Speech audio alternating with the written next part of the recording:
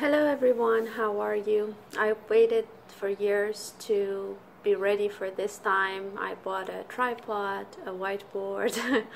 I over and over read so many books, listened over and over to my guru's speeches thousands of times to the point that I know every word by heart.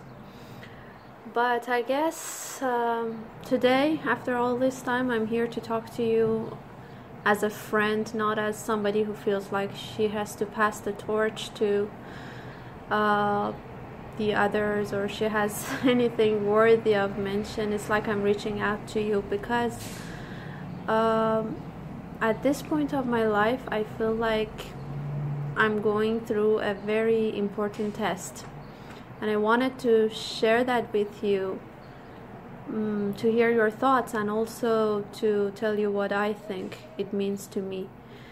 For years, almost a decade, I've been spoon-fed spirituality, just like a spoiled brat. I did not even ask to be spiritual. I know most of you might have similar experiences, but for me, as I mentioned in my previous videos, the awakening came in the form of a dream. So I was living my life and suddenly I had a wake-up call, and that instigated this thirst and this quest in me to just continuously search for meaning in my life, search for what it means to be a seeker and all of that. And it's like I was being handed knowledge and information and feelings and all these things that I always thought these are like something that belonged to the 13th century and that period is over, happened to me. I was blessed with a wonderful guru who traveled from a city to another city just to teach me about God.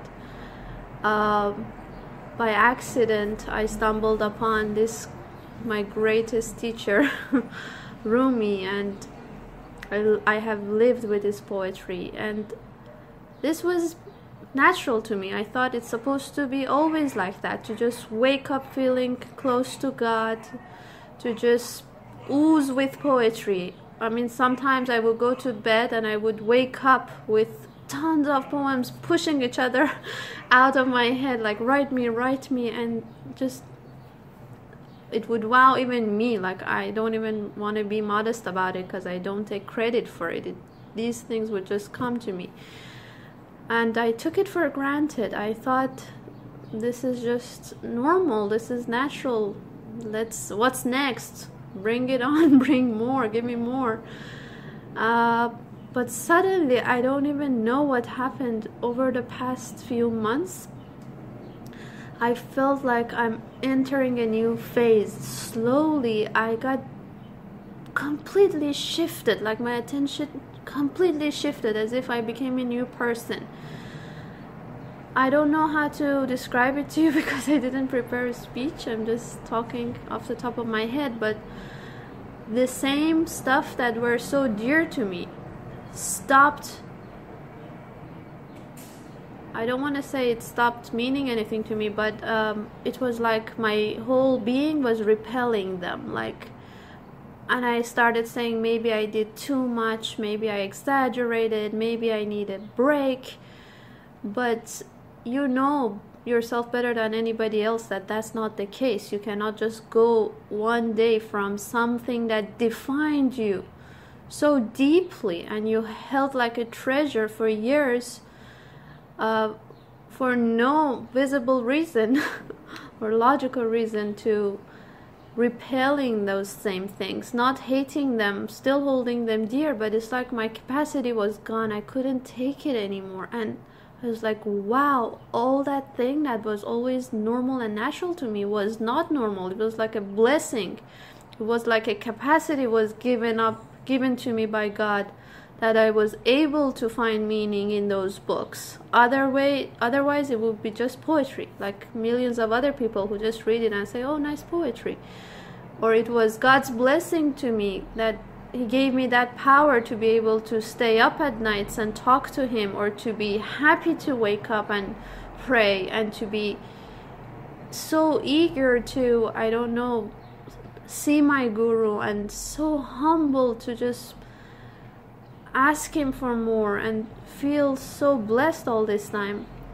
All of that was gone to me, just like the way it came in a dream, suddenly, without any preparation. It was gone in a blink.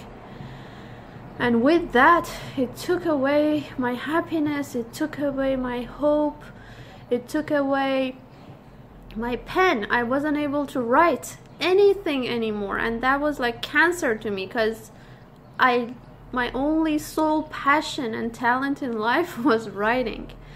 And no matter how hard I tried, I couldn't even write a normal, beautiful paragraph anymore.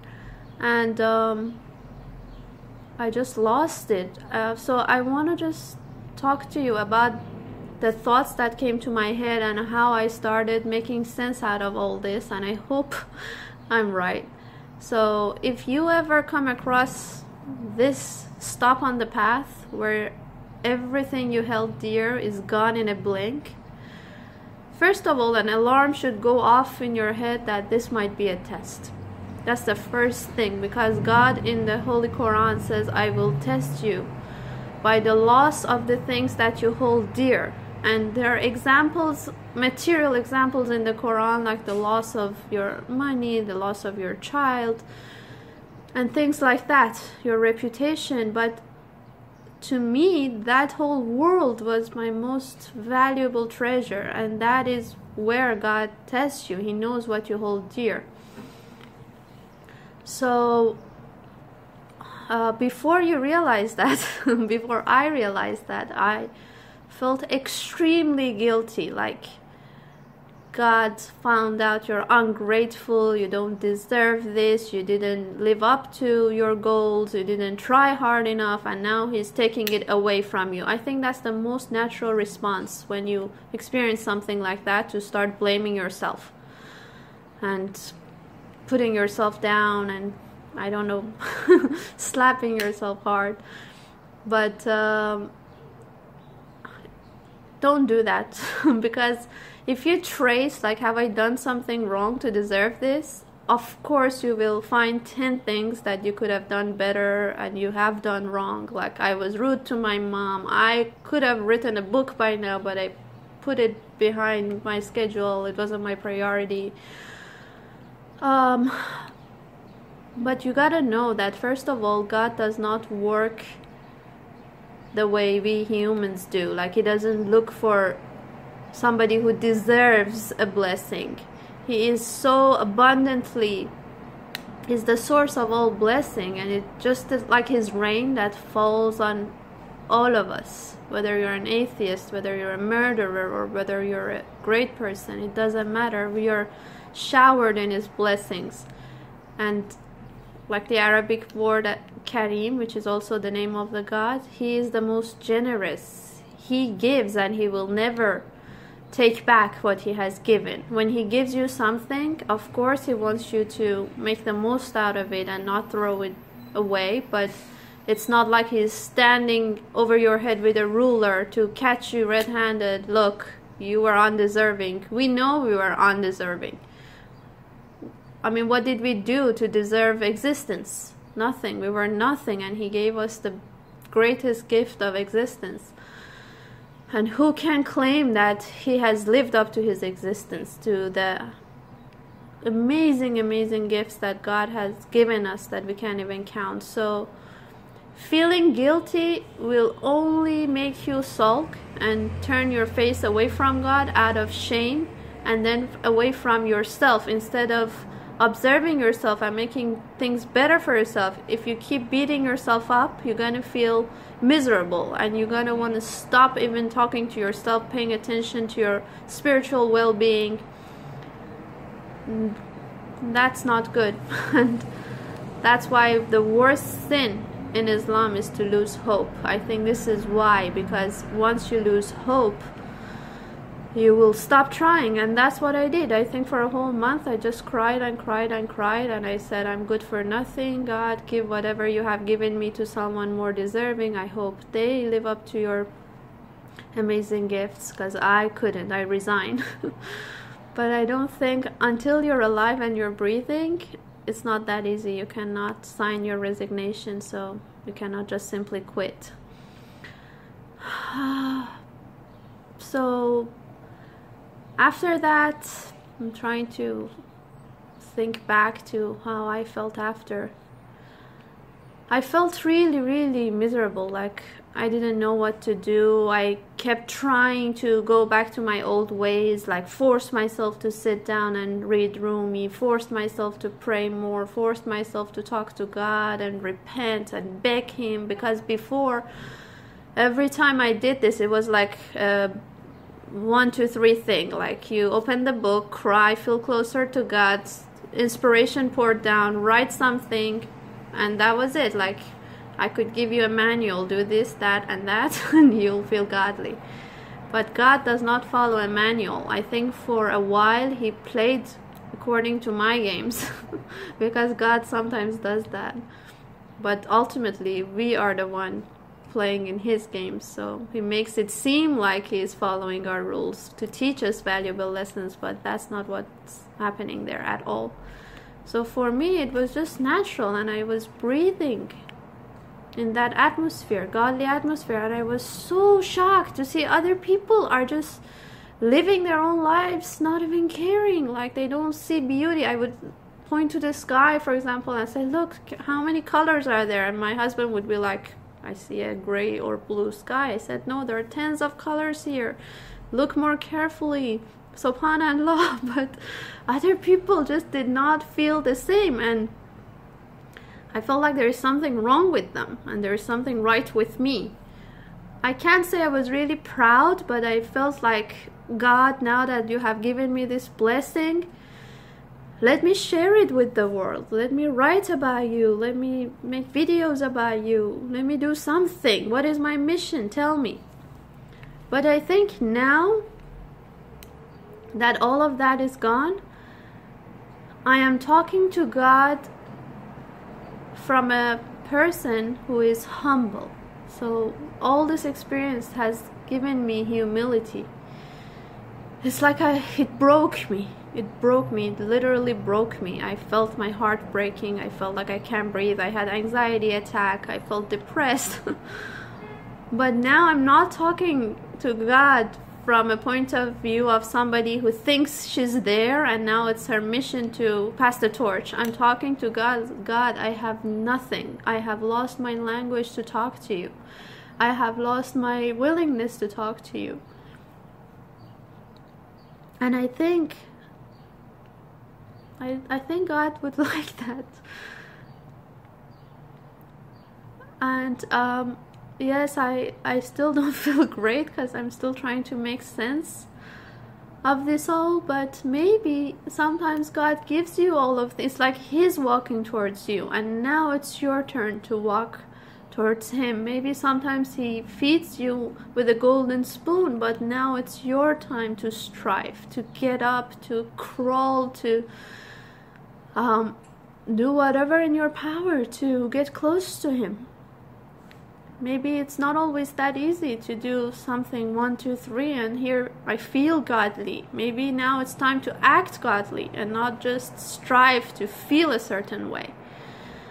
And I think this is a test where you really put your faith into test to see, do I expect to feel a certain way? Do I expect a certain experience necessarily to talk to God, to continue on this path? Or if I reach a certain point in my life where I'm left with nothing, everything I was hoping for, I tried for a decade is gone in a blink, and I cannot put my finger on a reason. The reason is unknown to me. Will I still be willing to go on? Will I still beg God to not let me go, to give me another chance, to let me move on in a different way? Maybe God wants you to see Him through a different light. Maybe if it was up to you, you were fine in your comfort zone, spiritual comfort zone, to whether you're a dancer or a poet or a sheikh, I don't know. Maybe you're so used to that comfort zone that you think that's it, and that's gonna be like that for the rest of your life. But anything out of habit, anything that comes your second nature, I don't think has any value to God. If you're just thinking that God is a ritual, or a ritual can help you reach God, no matter how beautiful that ladder is and how dear and meaningful it is for you, like Rumi was to me, the ladder is only a means, it's only a tool for you to reach to the rooftop. And you should not get attached to the ladder. I mean, I read that already before I lived it, and it hurts like hell. But maybe he's there to give you a higher ladder. Maybe he's there to give you wings to fly. You just have to wait there and see what it is. I don't want to make this video long and to bore you, but I love this analogy that came to my head before. That imagine you're a small tree, like a 1-year-old tree that was planted in the fall season or in winter, and you have no experience of what rain is, no experience what spring means, and you're next to this gorgeous mature tree with fruits and everything. And imagine suddenly the sky becomes cloudy and you hear these scary sounds of thunder and lightning, and the mature tree is telling you, don't be scared, this is a blessing, just wait, just hang in there and see that something that gives life to the whole nature is going to pour down from these scary black clouds. You probably would laugh at the tree and say, what are you talking about? Nothing good would ever come out of something so scary. But the mature tree knows that it has lived through so many springs, and it reassures you over and over, just hang in there. I know right now you're shivering under the snow, your branches are breaking, you have no idea what it means to blossom, but just hang in there for a little bit longer. For sure the spring will come soon, you will have fruits, but you have just, how can you believe that when you're feeling like you have nothing? You have no leaves, you have no fruits, you have no beauty. So I think we are now in the spring. We are looking at the whole nature being born again and reborn again, and we've seen it multiple times in our lifetime. But I think the whole nature is a symbol for us to also remind ourselves that spring is near. No matter how wintry we feel, how cold we feel, and how away we feel, this is a practice of hope. That I think all the prophets, all the imams, all the holy people have come to tell us, listen, we have seen the spring, we have seen the rain, trust us, don't panic. And it's funny that I'm going through this in this beautiful season. I feel like winter, but hopefully my assumptions are not totally wrong. Let me know how you feel. Thank you for listening.